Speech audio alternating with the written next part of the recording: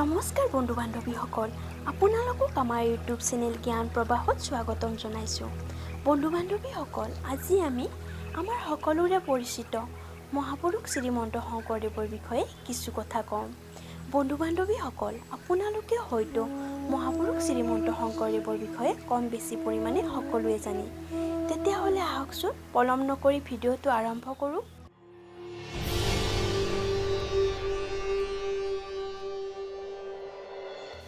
শ্ৰীমন্ত শংকৰদেৱে ১৪৪৯ চনত নগাঁৱৰ আলিপুখুৰীত জন্ম হয়।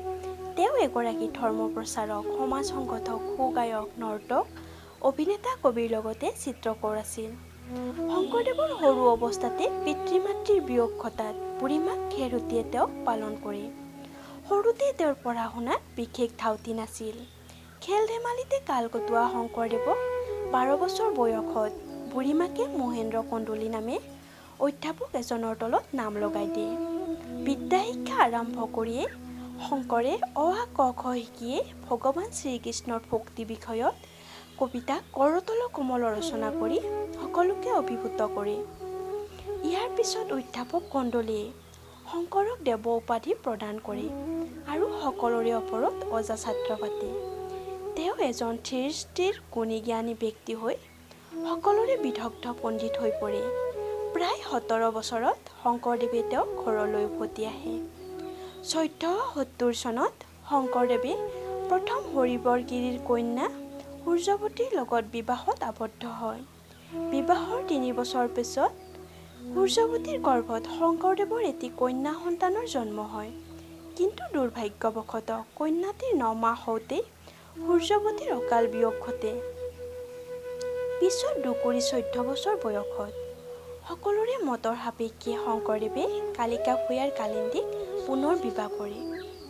শংকৰদেৱে প্ৰথম তীৰ্থ ভ্ৰমণ কৰে ১৪৮১ পৰা ১৪৯৩ চনত। অসমত তেওঁ নৱ বৈষ্ণৱ ধৰ্ম প্ৰচাৰ কৰে। এই ধৰ্মৰ মূল আধাৰ হ'ল দ্বাদশ স্কন্ধ ভাগৱত গ্ৰন্থ। এই ধৰ্মত ক্ৰিয়াকাণ্ডৰ ব্যয়বহুলতা, বলি বিধান, যাগ যজ্ঞ, পূজা পাতল, মূৰ্তি উপাসনা আদি নাই। এই ধৰ্মৰ মূল আছিল একদেৱ একহেৱ, একবিনে নাই কেও। ১৫৬৮ চনত তেওঁৰ পৰলোক প্ৰাপ্তি হয়। বন্ধু বান্ধৱীসকল, অসমীয়া সাহিত্যত তেওঁৰ যথেষ্টখিনি অৱদান আছে। তেওঁ বহুতো পুথি ৰচনা কৰিছে। তাৰে ভিতৰত হ'ল কীৰ্তন ঘোষা, বৰগীত, হৰিচন্দ্ৰ উপাখ্যান, কুৰুক্ষেত্ৰ, চিহ্নযাত্ৰা, ৰুক্মিণী হৰণ কাব্য, ভক্তি ৰত্নাকাৰ, পত্নীপ্ৰসাদ ইত্যাদি। মহাপুৰুষ শংকৰদেৱৰ অৱদানে অসমীয়া সমাজত এক শক্তিশালী অসমীয়া সংস্কৃতি গঢ়ি তোলে।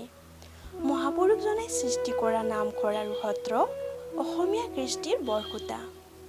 তেতিয়াহ'লে বন্ধু বান্ধৱীসকল, ভিডিঅ'টো চাই কেনে পালে? লাইক, কমেণ্ট আৰু শ্বেয়াৰ কৰি জনাব। লগতে ছাবস্ক্ৰাইব কৰিবলৈ নাপাহৰিব। ধন্যবাদ।